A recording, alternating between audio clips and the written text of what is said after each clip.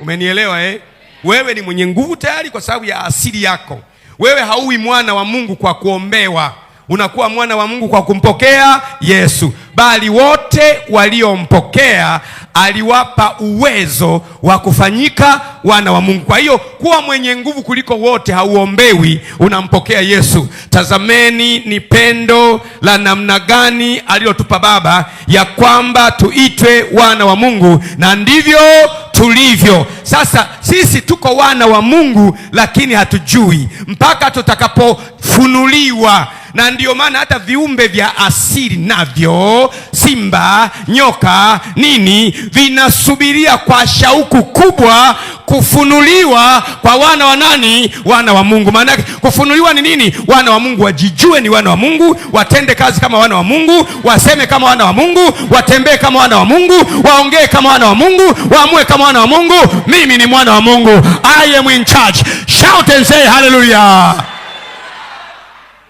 Hicho kitendo cha kufika wakati ukaamini bila mashaka, bila shadow of doubt kwamba mimi ni mwana wa Mungu, kinaitwa kufunuliwa. Kwa nini? Kwa wana wa Mungu. Na hilo jambo ndio Yesu alifuatilia sana alipokuwa duniani. Akawaambia, alipofufuka kutoka kwa wafu, Mariamu Magdalena akataka mguse, akamwambia hapana, usiniguse mpaka kwanza niondoke na kwenda kwa Baba yangu ambaye ni Baba yenu, kwa Mungu wangu ambaye ni Mungu wenu. Ina maana Baba wa Yesu ndio Baba ya Gwajima hapa, Mungu wa Yesu ndio Mungu wa Gwajima hapa. Ina maana mimi na Yesu tunashare Baba. Yesu ni kakaangu mkubwa, kwa namna nyingine ni mzaliwa wa kwanza wa tumbo la kiroho la Mungu Baba. Mimi na wewe ni wazaliwa wa pili. Kama alivyo Baba ndivyo tulivyo sisi, tumebeba asili yake. Sisi ni wana wa Mungu. Mtu apige kelele haleluya, haleluya.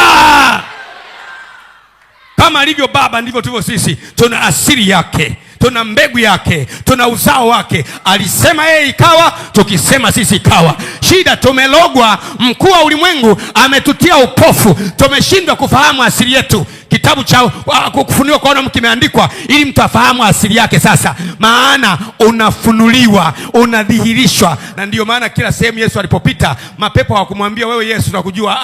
Mapepo hawakumwambia, walimwambia tunakujua unani wewe. Walimjua kwamba yeye ni mwana wa Mungu. Wacha falme za giza na mamlaka za giza na wakuu wa dunia na watawala wa giza na mkuu wa anga la Uajemi na mkuu wa Uyunani na mkuu wa Tiro na mkuu wa Babeli na mfalme wa Babeli na mkuu wa anga Tanzania wajue mimi ni mwana wa Mungu. Haleluya.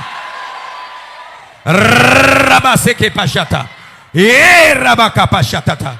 Wajue. Mwambie wenzako wacha wajue.